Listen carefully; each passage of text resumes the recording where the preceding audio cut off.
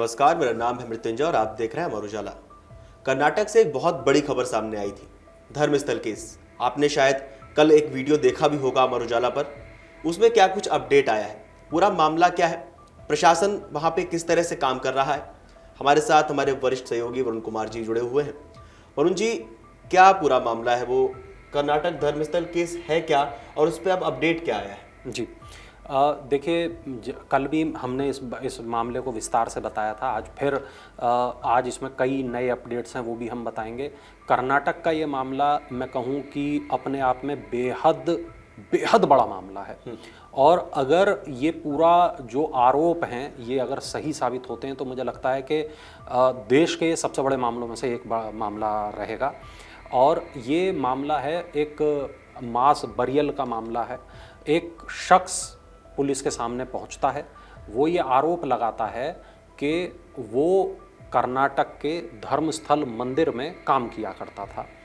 वो ये आरोप लगाता है कि मैंने 1998 से 2014 के बीच 100 से ज़्यादा 200 के करीब लाशें मैंने दबाई हैं।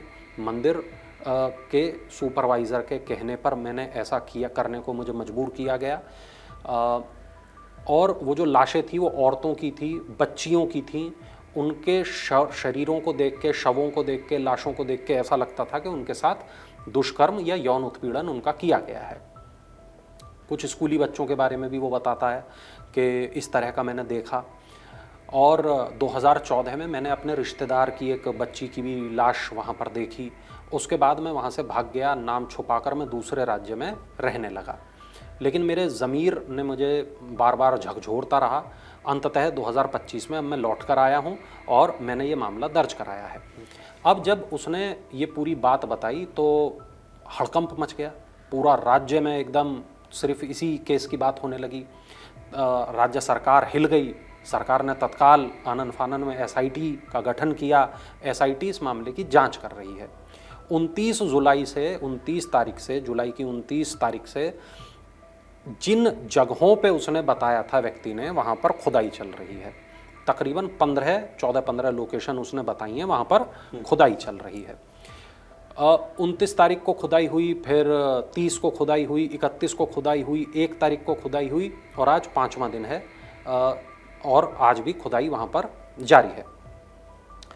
तो जो 1 नंबर से 5 नंबर तक जो खुदाई हुई वहाँ पर कुछ भी नहीं निकला सिवाय एक लाल कपड़े के और एक पैन कार्ड के। पैन कार्ड से कुछ पता नहीं चल पाया। जिनका वो पैन कार्ड था उनकी मौत हो चुकी थी और उनका कोई कनेक्शन ऐसा नहीं पता चल पाया कि वो अचानक से अगवा कर लिए गए हों तब उनकी मौत हुआ क्या पूरा। हाँ, तो उसके बाद में जो 6 नंबर जो जगह थी, जो साइट थी, वहाँ से ज़रूर कुछ हड्डियों के टुकड़े बरामद हुए और ये पता चला कि कुछ तो दबा है यहाँ। हड्डियाँ बुरी स्थिति में थी। अभी हड्डियों को कलेक्ट कर लिया गया, फॉरेंसिक जांच के लिए उनको भेज दिया गया। मृत्युंजय, अभी होगा क्या इसमें आगे कि ये देखा जाएगा कि जो हड्डियाँ हैं वो इंसान की हैं या जानवर की हैं। इंसान की हैं तो फिर डीएनए टेस्ट होगा किसकी हैं, तब जाके ये पता चलेगा कि वो हड्डियाँ एक इंसान की हैं या एक से ज़्यादा दावा किया गया है, वो कितना सही है कितना गलत है। फिर 7 नंबर और 8 नंबर साइट पर कुछ नहीं मिला। अब 9 नंबर साइट पर जांच चल रही है। जो रिपोर्ट मेरे सामने खुली हुई है वो ये बताती है कि ये जो पूरा मामला है अभी तक भी इसमें किसी भी इंसान का पूरा एक जो स्केलेटन होता है, कंकाल होता है, वो बरामद नहीं हुआ है। शुक्रवार को 7 और 8 नंबर की खुदाई की गई थी। उससे पहले 6 नंबर की खुदाई गुरुवार को की गई थी। एसआईटी ने ऐसी 13 लोकेशन तय की हैं जहां पर खुदाई की जाएगी। माना जा रहा है 13 नंबर वाली जो लोकेशन है वहां सबसे ज़्यादा लोगों को दफनाया गया था। ये भी पता चलता है कि ये जो पूरा मामला है इसमें जो फॉरेंसिक एक्सपर्ट और एसआईटी के लोग शामिल रहे हैं।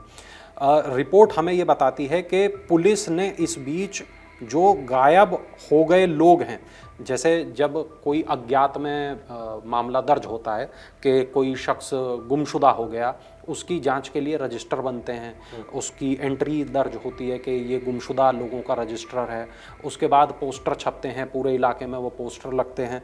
तो रिपोर्टर जो रिपोर्ट्स हैं वो ये बताती हैं, दक्षिण कन्नड़ ज़िला है जहाँ पर ये मंदिर स्थित है, तो रिपोर्ट ये बताती है कि इस ज़िले की जो पुलिस है, पुलिस ने 2000 से 2015 के बीच अज्ञात मौतों से के जो मामले थे उनसे जुड़े जो अहम रिकॉर्ड हैं वो नष्ट कर दिए हैं। एक आरटीआई डाली गई थी, उस आरटीआई के जवाब में ये जानकारी अभी तक सामने आई है और ये पता चला है कि आरटीआई जब डाली गई तो ये पूछा गया कि भाई जो लोग हैं उनका कोई रिकॉर्ड है क्या, तो पता चला कि ऐसा कोई रिकॉर्ड पुलिस के पास में नहीं है, उस रिकॉर्ड को नष्ट कर दिया गया है।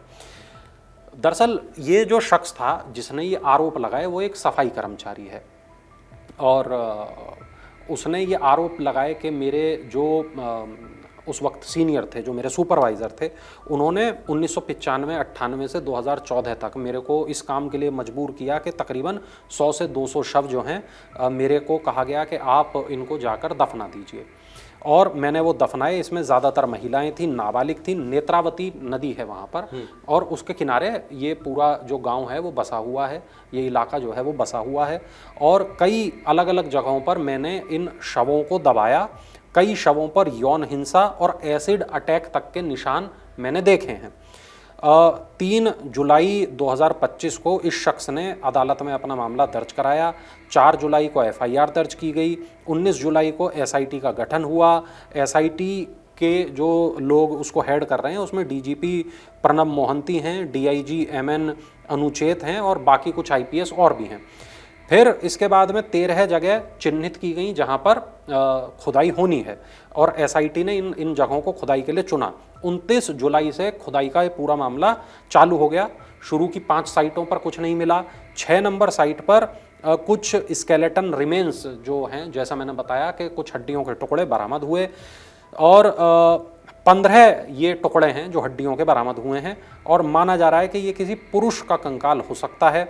और पहले केवल 2 हड्डियां मिली थी, लेकिन बाद में पता चला टुकड़े हैं, बाकी जो हैं वो टुकड़े हैं।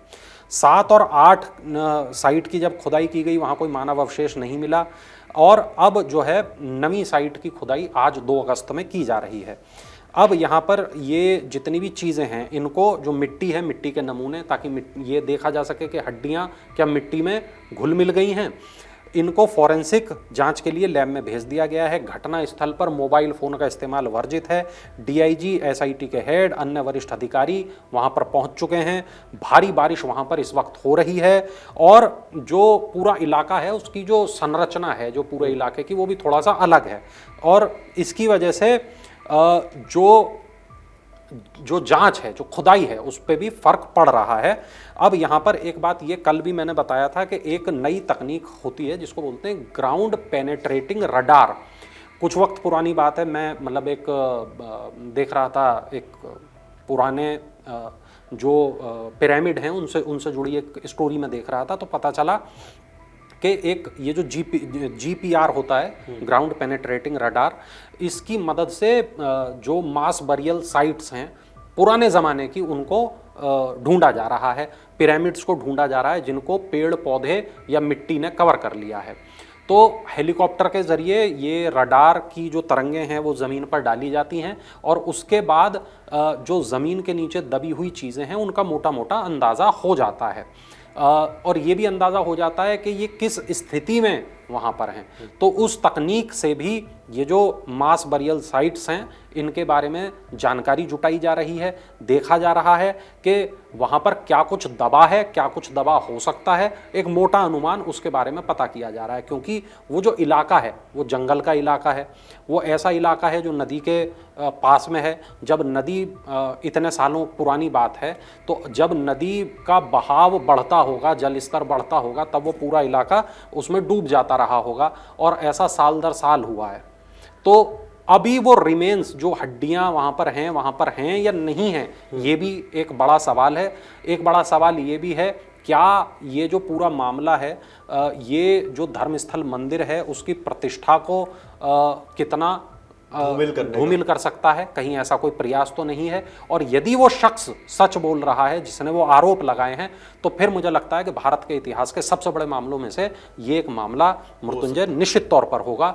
और अभी एसआईटी जांच कर रही है, एसआईटी की जांच में मुझे लगता है कि कई चीज़ें अभी निकलकर इसमें सामने आने वाली हैं। तो दर्शक जो हैं हमारे, वो भी इस पूरे मामले पर अपनी राय रखें, वो भी बताएं कि उनको क्या लगता है। और अगर कोई जानकारी इस केस से जुड़ी हुई आपके पास हो तो वो भी ज़रूर आप अमर उजाला के साथ शेयर करें। बिल्कुल, और जो भी इस केस पे अपडेट आता है हम आप तक वो जानकारी पहुंचाने की कोशिश करेंगे। आप लोगों को क्या लगता है इस पूरे मामले पर, इस पूरे प्रकरण पर, धर्मस्थल वाला जो पूरा मामला है उस पर आपका क्या सोचना है? हमें कमेंट करके ज़रूर बताएं। और देश और दुनिया की तमाम बड़ी खबरें जानने के लिए देखते रहिए अमर उजाला। अगर आप ये वीडियो YouTube पर देख रहे हैं तो हमारे चैनल को सब्सक्राइब कर बेल आइकन दबाएं, और Facebook पर देख रहे हैं तो हमारे पेज को लाइक करें।